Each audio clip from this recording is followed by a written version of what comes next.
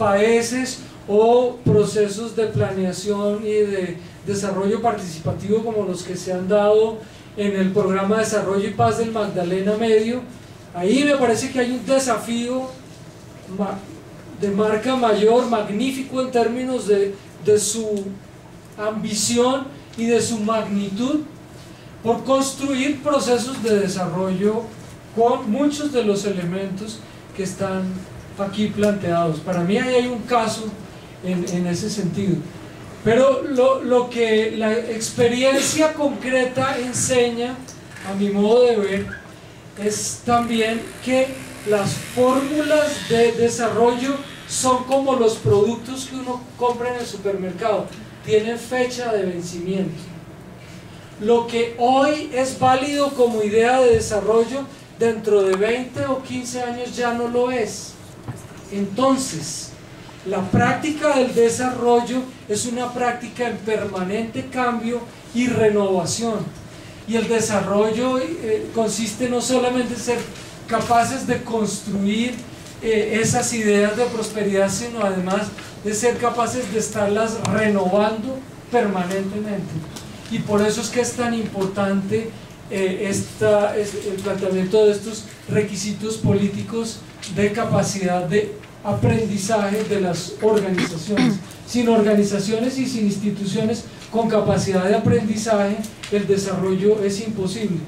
El eje cafetero, por ejemplo, en los años 50, los departamentos del eje cafetero eran los departamentos más ricos y más prósperos del país. Hoy en día están en la cola, están por debajo del promedio en términos de indicadores sociales y económicos. ¿Qué pasó ahí?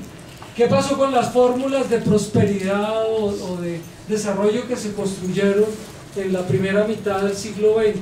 ¿Qué ha pasado con estas sociedades? ¿Han tenido capacidad de renovación o no de esas fórmulas? De renovación de las instituciones y de las organizaciones que le dan lugar a la construcción de esas fórmulas. Yo creo que el eje cafetero, por ejemplo, es para mí un ejemplo concreto de un proceso de desarrollo relativamente bien logrado durante una época determinada, que pasó hace ya más de 40 o 50 años.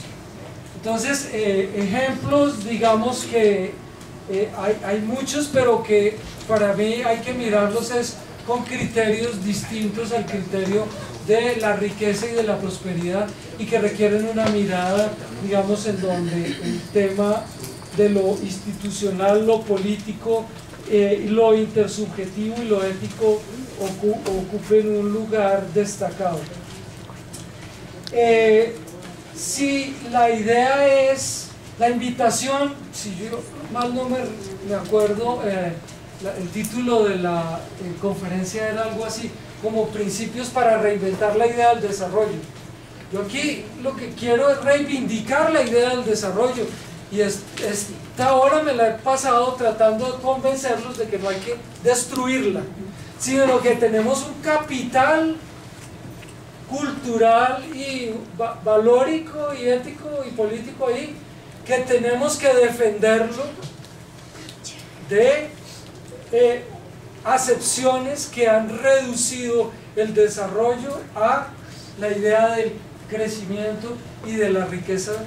Entonces sí, lo que yo quiero es eso, es reivindicar la idea del desarrollo, pero no reivindicar la práctica del desarrollo y la práctica concreta del desarrollo.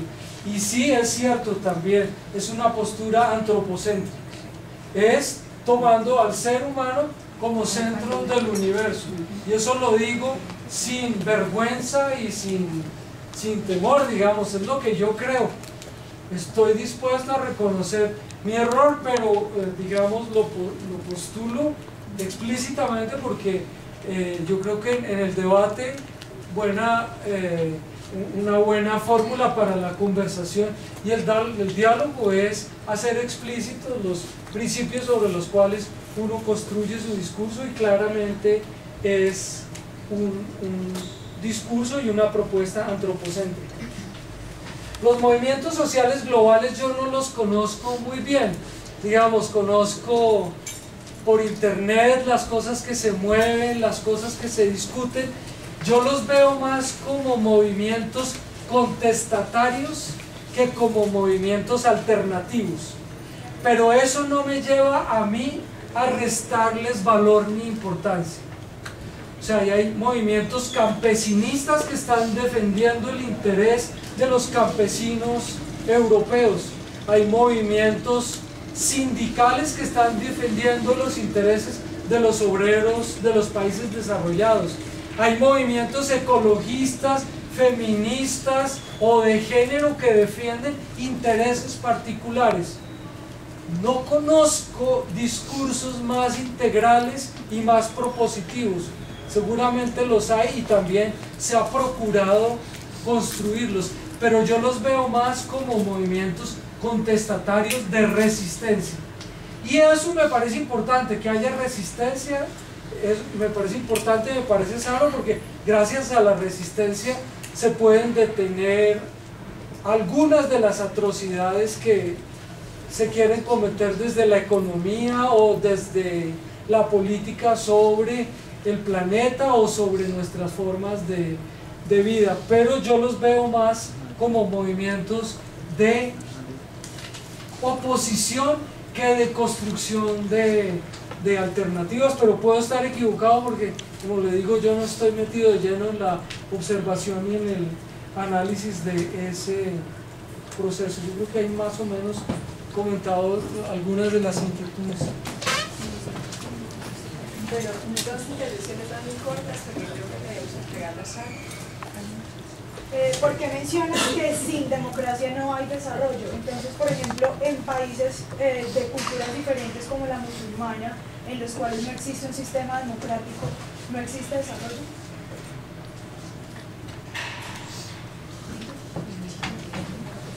Solo dos intervenciones más. Profesor, me preocupa fundamentalmente, y partiendo de esta cláusula, que si la familia es a la sociedad su célula primaria, con proyección al desarrollo, la academia sería también a la misma sociedad su célula primaria en el desarrollo. Y le voy a hacer la puesta en parada específica de lo que en este momento estamos viviendo con lo que es el proyecto ADCO, que ha sido un proyecto de globalización conceptual de lo que es el papel de la universidad en la sociedad. No sé si usted conoce un poco de esto, me dice con la cabeza que no, pero en todo caso, si usted examina un poco el proyecto ADCO, se va a dar cuenta que la pretensión del Banco Mundial y del BID es justamente acabar con todo tipo de valga la aclaración, de desarrollo en el marco en el que usted da, y perfilar la academia simplemente a una entidad de servicios, fundación, empresa mixta, etcétera, en donde la universidad pierde su autonomía, pierde su perfil en el aspecto de ciencia de investigación, inclusive de libertad de cátedra. Entonces, si nos quedamos sin academia en un perfil de desarrollo, y esa academia solamente va a ser en un perfil de producción, la pregunta es: ¿hasta cuándo y para dónde vamos a seguir produciendo conocimiento en detrimento del hombre, ciencia para la perversión y la decadencia de la sociedad y del hombre? ¿Y a dónde vamos a ir a dar cuando los procesos intelectuales se acaban, cuando las cátedras inclusive de humanitas, de artes, se extinguen, porque eso no tampoco cumple el perfil de producción a lo que apunta las políticas internacionales? La pregunta es entonces, ¿en dónde quedaría el marco? ¿En qué etéreo, en qué nebulosa quedaría el marco de un desarrollo justo, mirado desde el punto de la ética y de lo político que usted plantea, que a mi manera de ver no es algo tan iluso, sino que justamente sería el único término de desarrollo que realmente le daría la oportunidad a un ser humano de un deber ser y de un existir real, porque el resto pues sería la era de los humanoides, y creo que muchos o casi ninguno de los que realmente piensan está dispuesto a jugarle a la era de los humanoides. Bueno, esta tesis de la democracia es tan complicada como cualquier otra de las que planteé, pero digamos, yo soy de la idea de que no me acuerdo cómo es que dice el dicho, que lo perfecto es enemigo de lo bueno o algo así. La democracia es una institución imperfectísima y complicadísima y llena de defectos y de dificultades, pero es, en términos políticos, lo que la experiencia humana contemporánea conoce como mejor mecanismo de defensa de las libertades del sujeto, de pensamiento, de movimiento, de acción, y que hacen que por lo tanto sea el contexto, el único contexto adecuado para la construcción de sujetos y para la construcción de ideas colectivas del deber ser social. Por eso es un requisito fundamental. Sin democracia yo creo que no hay desarrollo, puede haber prosperidad. Y aquí en América Latina hemos tenido periodos de prosperidad buenísimos.